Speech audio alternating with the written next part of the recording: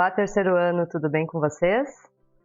Vamos iniciar hoje, então, o estudo da geometria analítica. Tá? O que seria a geometria analítica? Tá? A geometria analítica ela tem como objetivo descrever os sólidos geométricos no plano cartesiano. Tá? Basicamente, né, é isso que nós veremos a todo tempo na geometria analítica. Tá?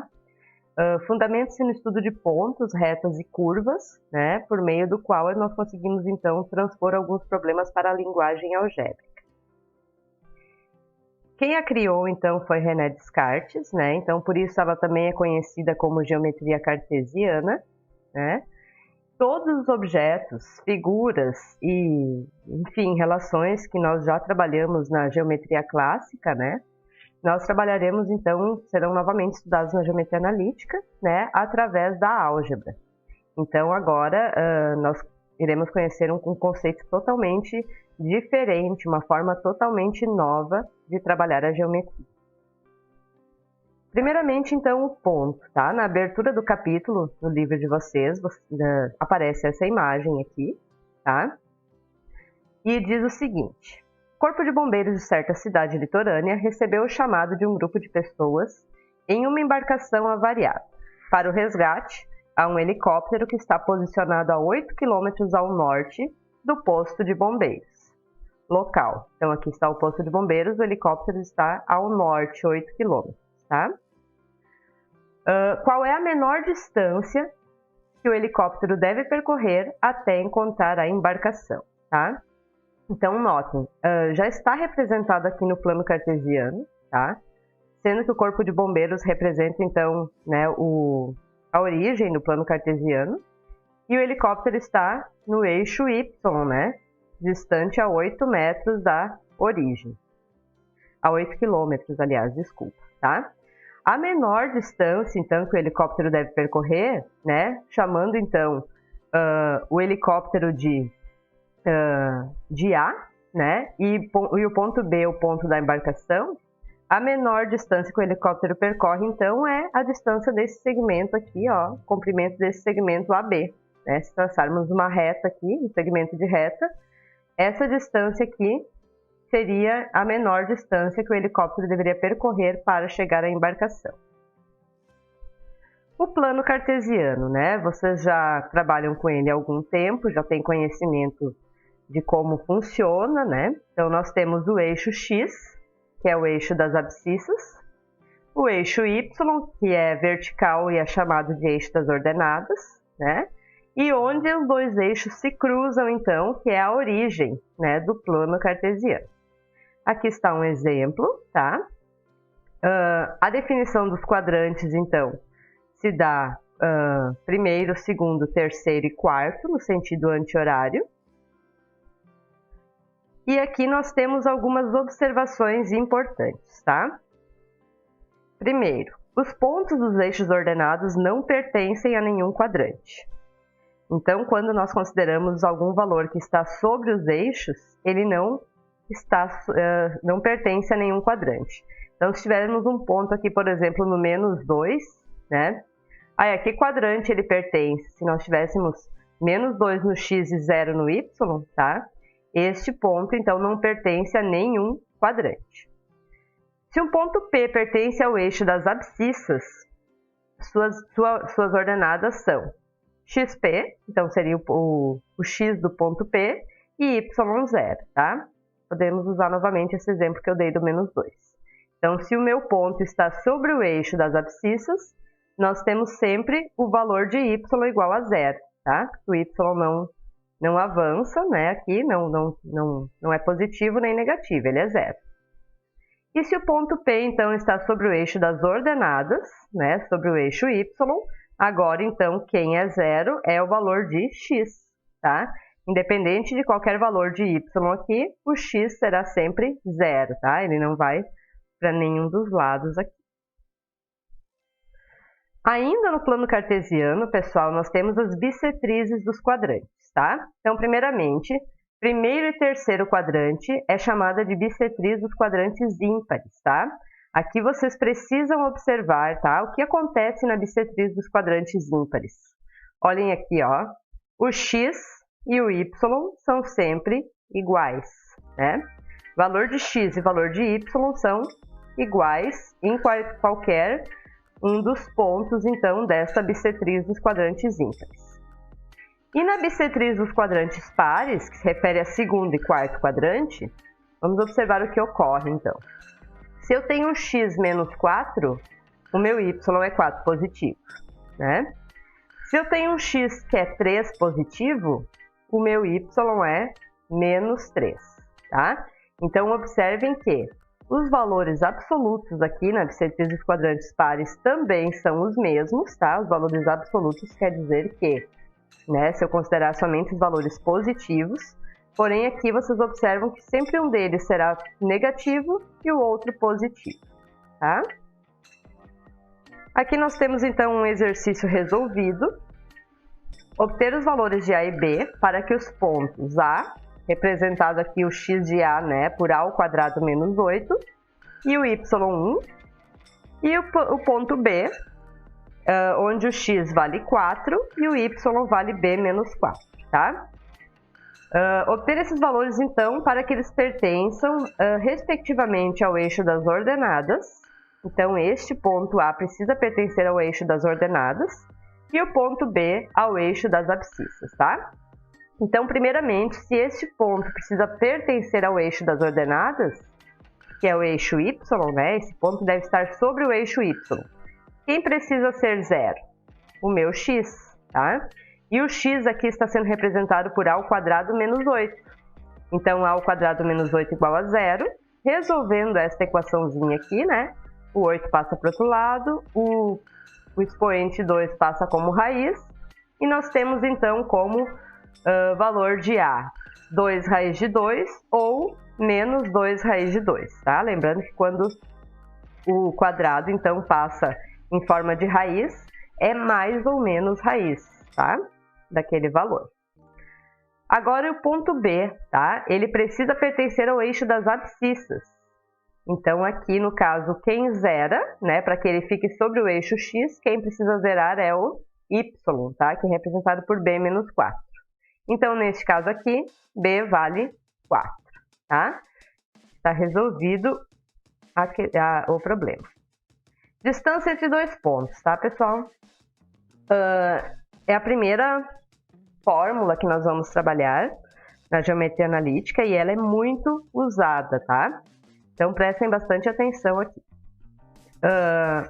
Aqui nós pegamos novamente o exemplo do helicóptero, né? Da embarcação e do helicóptero.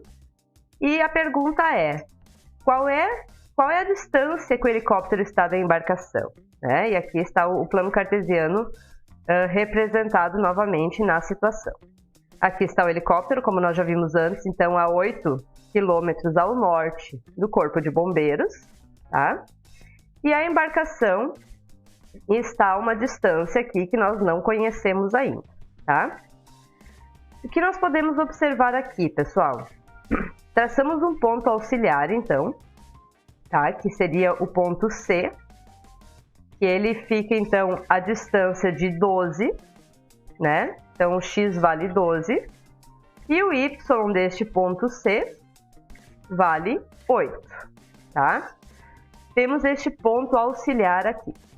Notem que o ponto B tem x igual a 12, né? E y igual a 13.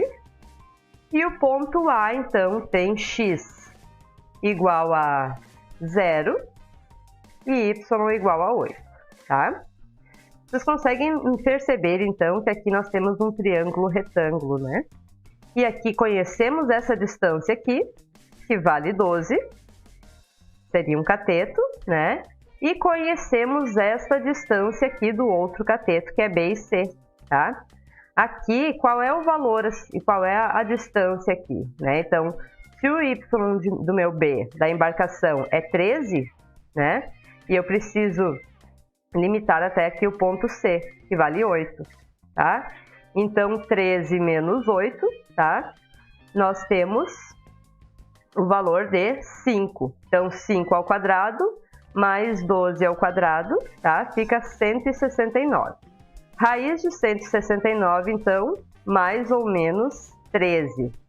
Como estamos falando de distância, né, pessoal? O 13, só vamos considerar o valor positivo dele. Logo, o helicóptero está a 13 km de distância da embarcação. Agora, vamos deduzir a fórmula, então, da distância entre dois pontos, tá? Ali ficou fácil, né? Vocês viram que deu para aplicar Pitágoras de uma forma bem tranquila, mas não é sempre, tá? Que a situação virá em um formato como esse, que nós conseguimos pegar as medidas do triângulo retângulo, né? Fácil assim. Então, vamos deduzir a fórmula, tá? Determinar a distância de A e B, tá? Entre os pontos, tá? A e B. Então, aqui nós temos o x de A e o y de A. E aqui nós temos o x de B e o y de B, tá? Olhem só. Novamente, triângulo retângulo, né? E nós já vimos, então, que essa distância aqui é a distância de A até B, elevada ao quadrado, né? Que seria a nossa hipotenusa.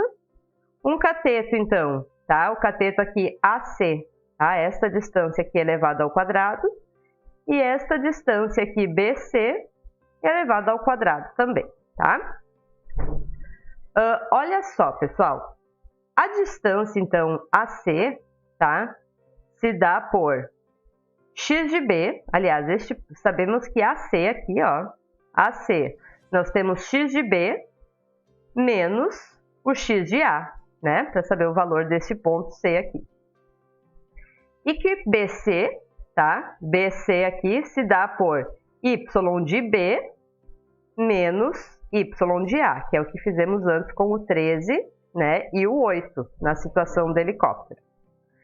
Sempre em módulo, tá, pessoal? Porque é distância, então a distância precisa ser positiva. Este módulo pode ser eliminado quando nós substituímos, então, no Teorema de Pitágoras, tá? Essa condição. Porque se cada cateto é elevado ao quadrado, qualquer valor elevado ao quadrado sempre será positivo, tá? Então, eu posso dizer que xb menos xa ao quadrado, tá? Pode ser só representado sem o módulo. E a mesma situação aqui com yb menos ya, tá? Agora temos o Teorema de Pitágoras, então, da distância, né? Essa distância aqui, AB elevado ao quadrado, que seria a nossa hipotenusa, é igual a x de B, tá? X de B menos x de A ao quadrado, que é o tamanho deste cateto aqui, né? Mais y de B menos y de A elevado ao quadrado, que é o valor deste outro cateto, tá? Vocês sabem, então, que qualquer valor elevado ao quadrado, né? Quando temos uma incógnita aqui elevada ao quadrado, esse expoente passa em forma de raiz, tá? Então, aqui está a fórmula da distância de dois pontos, tá? Distância de A e B é igual a raiz quadrada de xb menos xa ao quadrado mais yb menos ya ao quadrado. Mais um exercício resolvido. Determinar o perímetro do triângulo cujos vértices são os pontos A, 1 e 1, B, 2 e 3 e C, 5 e menos 1. Observe a localização, então, no plano cartesiano. Aqui está, ó. Primeiramente, então, nós sabemos que precisamos descobrir a distância de A até B, né? Esta distância aqui. A distância vai representar, então, o valor do cateto do triângulo, né? De um dos lados do triângulo. A distância de B até C é o outro lado do triângulo que nós precisamos calcular. E a distância de A até C é o outro lado, tá? Descobrindo, então, essas distâncias, depois somente somando e nós já temos o perímetro do triângulo, tá? Então, olha só. Distância de A a B, tá? Qual é a fórmula, então? Vamos lembrá-la aqui, ó. xb menos xa mais yb menos ya. Então, primeiro o x e depois no outro parênteses o y, tá, pessoal? E primeiramente o b, depois o a.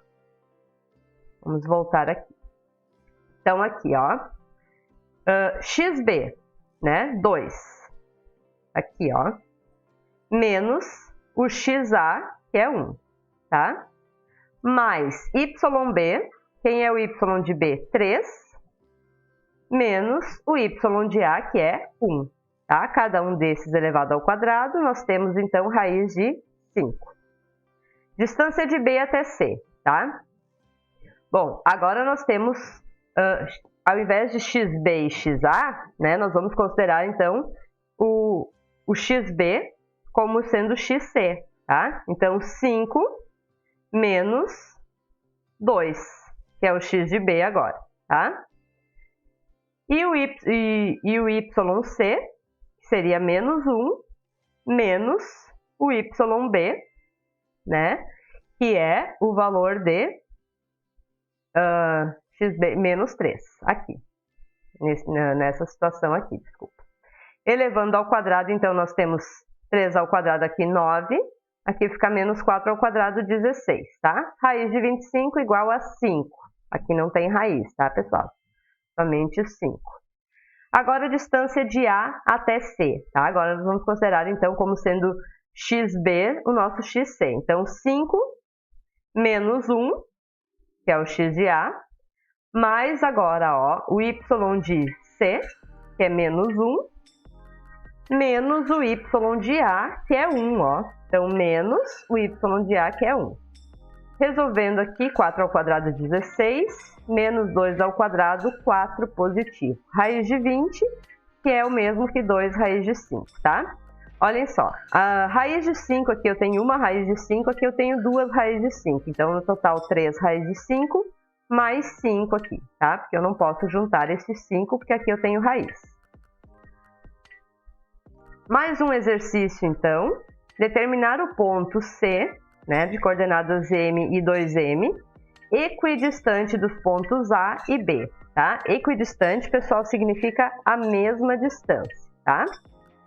Então, primeiramente, se são equidistantes, eu sei que a distância de C até A é igual à distância de C até B, tá bom? Então, vamos lá. Primeiramente, então, aqui, ó, né, vamos calcular x de C menos o x de A.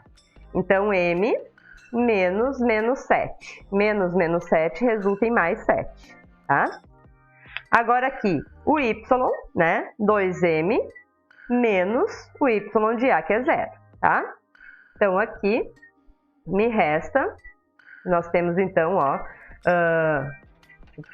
m mais 7 ao quadrado, e aqui, então, 2m ao quadrado, 4m ao quadrado, tá? Agora, aqui a distância de C até B.